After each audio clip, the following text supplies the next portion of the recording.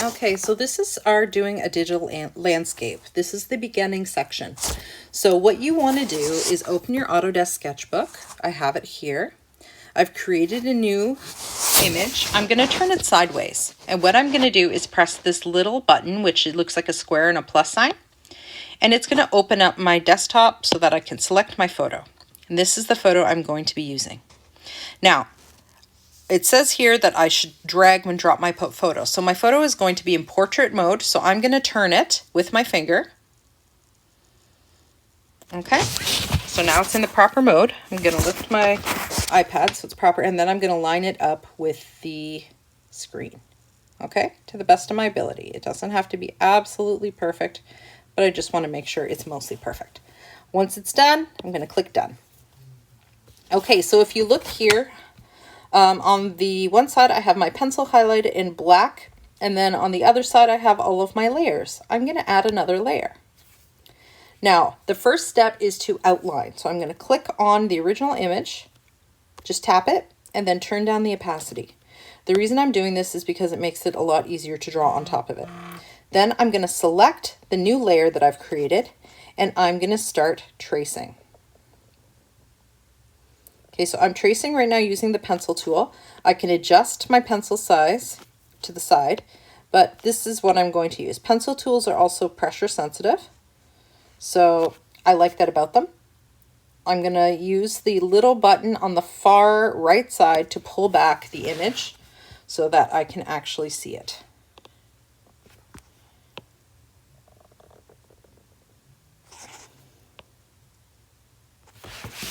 Okay, and as I'm outlining, I am not going to be ridiculously detailed, but I'm going to be as detailed as I can. The idea is that it's not going to be identical to a picture, because what's the point of that? If I wanted an identical thing to the picture, I would just use the picture. But it is going to be detailed enough where I can imitate the picture in a more painterly way. So remember, this is still art, this is still painting. It's just a different form of painting that we're learning about right now. Okay, so I'm just going to make sure I'm outlining all of the areas of interest. So right now I'm outlining the horizon line. I'm making sure that I have my road placed in. I'm doing the line on my road. It's a little bit messy, but that's okay. Okay, I'm outlining these rocks. And the more detailed you get with this initial part of the drawing, the better it's going to turn out. So you just want to make sure that you invest a lot of time in the beginning of the drawing so that later it's a lot easier for you. So the more time that you spend in the initial stages, the less trouble you're going to have in the ones that follow, which is pretty much what you can say about anything.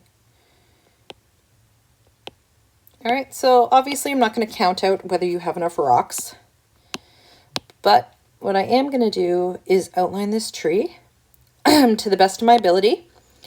As you can see, the leaves on the tree are not like exactly full. So there's certain areas that have leaves and certain areas where you can see the branches.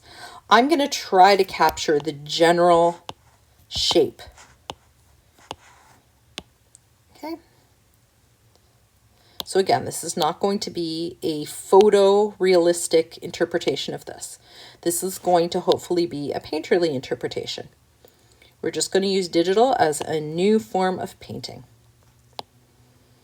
Okay, so this tree's kind of starting to meld into the other tree, which is perfectly fine. That's kind of what my eye is doing.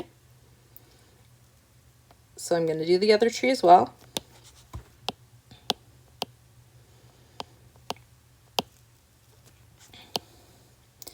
I'm trying to highlight areas that are darker, and those are going to be my guides from when I'm painting. The areas that are like bright orange, because this is a fall scene. And then, again, there's going to be a level of artistic interpretation while I'm doing this as well. Okay, so right now I have my trees. Now I'm going to be working on the background a little bit. Okay, let's put in my telephone poles. Again, they don't have to be super detailed, they just have to be there. And then I'm going to break this down into 3 layers. So it's going to be the bottom part of the this is actually the middle ground. So the bottom part of the middle ground where the trees are mostly green. Then the middle part of the middle ground where it's getting a little more orangey. And then the very, very back, which is the top of the trees. And these trees are mostly orange and yellow with a couple little exceptions. So I'm going to add those in. All right, so I think at this point I've added in almost everything that I need. So what I'm going to do is bring everything back, and I'm going to make the original photo layer transparent just to make sure that I've got everything I want. And I do. Okay, so I'm going to bring it back. All right, it looks good. Now, the second part of this is the underpainting. So I want to make sure that the image here stays on top. So the outline stays on top. I'm going to be using that till the very end. In order to do that, I'm going to make sure I'm on my bottom layer, which is the photograph, and I'm going to press plus. At this point, I'm always just going to work on the next layer and press plus. What it's going to do is ensure that everything is, if I work from the back, everything is just going to move forward. So step one for this first layer is to go from the background, which is the sky, then go to the trees in the midground, and then the grass in the foreground. And we're going to start with color blocking. So I'm going to click on my original layer. I'm going to turn the opacity back up so it's back to its original colors. And I'm going to click on the color circle here and select the eyedropper tool. Now, the eyedropper tool lets me select images or colors from this painting. So I'm going to choose the most common color in the clouds, which is this gray. Now I'm going to minimize this or make it transparent again and make sure that I'm on my correct layer. Since we're painting, I'm going to select the paintbrush. And again, looking at my layer, I'm just referencing it. I'm going to start laying the color down in loose areas, just like this, to imitate the sky. Once I have that color down, I'm going to go back to my paint here and select my smudge brush. And then I'm going to use a circular motion to create the clouds. Now at this point, we are no longer just referencing the original photo. It becomes a little bit intuitive. In order to create clouds, I generally use my stylus in circular motions. You can use your finger the same way, which actually, like I'm using my finger right now, it kind of works. Remember, clouds are organic shapes. If you go from the white area and bring it forward, it's going to bring the white in. If you go for the darker area and drag it along, it's going to make it darker. So if you look here, I've got this basic gray all over everywhere, and it kind of looks a little cloud-like, which is good. Remember, this is color blocking, so at this point, I don't need to have everything absolutely perfect. We're going to add more in the details. Okay, now we move on to the mid layer. So again, I'm going to create a new layer. That's the background. This is the midground. I'm going to have my image again, and I'm going to use my eyedropper one more time, and I'm going to select the most common color and the lightest color up here, which seems to be this kind of orangey brown. Now I'm going to make this transparent again. I have that orangey brown selected, and I'm going to use that on the top layer. So make sure my brush is small enough, and then I'm just going to paint it in.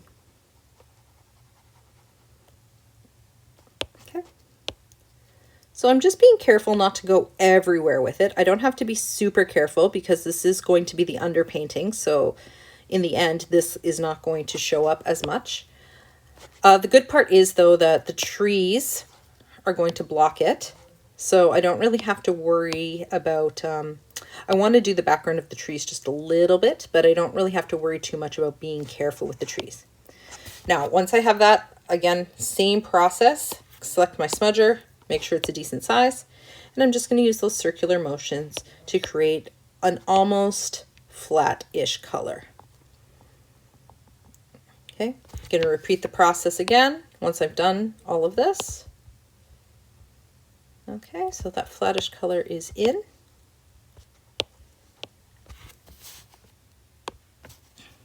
Eyedropper again.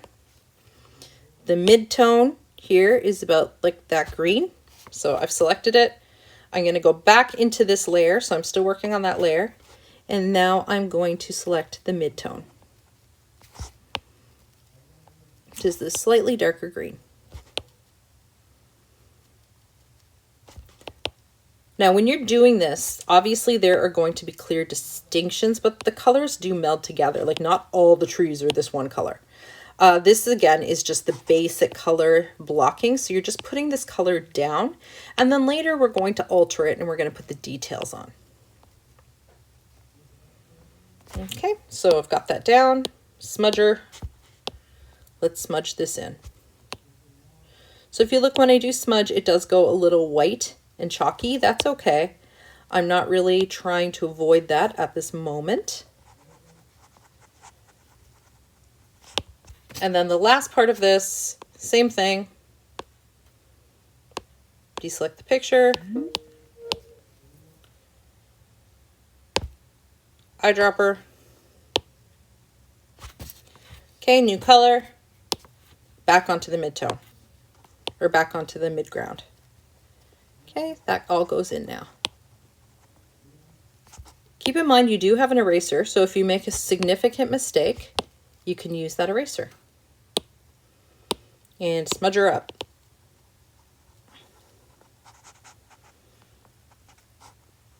Okay, the thing we're trying to do right now is just make these distinctions between these areas so that they are separate on their own.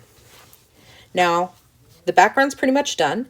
The last thing I'm ever going to do are these trees and the rocks because they are in the foreground and they're going to be detailed all on their own. So I'm going to press the plus sign again to add a new layer. And now I'm going to work on the foreground's color blocking. So same thing as I did before. You guys should be getting the hang of this now. Select the color, and then I'm going to go to my grass and I'm going to try to choose the lightest form of green. So I might have to do that a couple times because you have to be really like fast with this to get the lighter one. Okay, so good enough. Okay, I'm on that layer. I've got my brush. I'm going to minimize this. And so now what I'm going to do is, again, same thing as always. This is a color blocking layer. I'm going to put it down. I'm going to make my brush a little bit bigger because this is a larger area to cover. And I'm going to cover both sides. So here, going through here, and then this side has green, and this is green as well. Okay, so then same thing as I always do, smudger, make it big. At this point, you're just smudging it in because we're color blocking. Remember, this isn't going to be the final thing. This is just to set down all of our areas.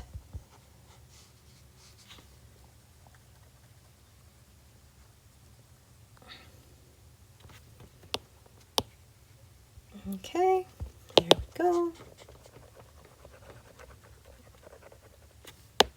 I like just going over it horizontally so that it's moving with the way this would actually move. When I see it vertical, it throws me off a little bit. Okay, and the very, very last part of this now is plus and select, and we're gonna do the road and the rocks. So they're easy because they're pretty there. I'm gonna probably do them all on one layer. So I've got my layer open, minimize that, and then here come my rocks.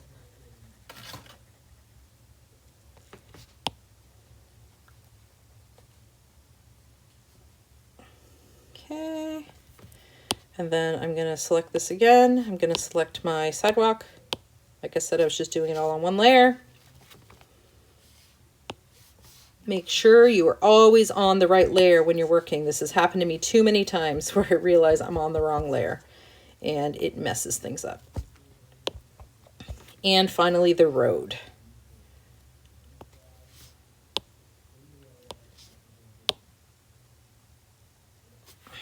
Okay, back to this layer. Oh, and this one area I forgot is grass, so I should go back to the grass layer, reselect it, and then paint it in. Okay, there we go. All right, so the next thing that I'm going to do is, again, take my handy dandy smudger, make sure that's all smudged in,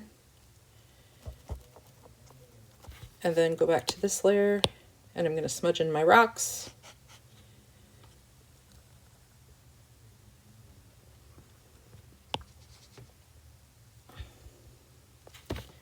Smudge my sidewalk,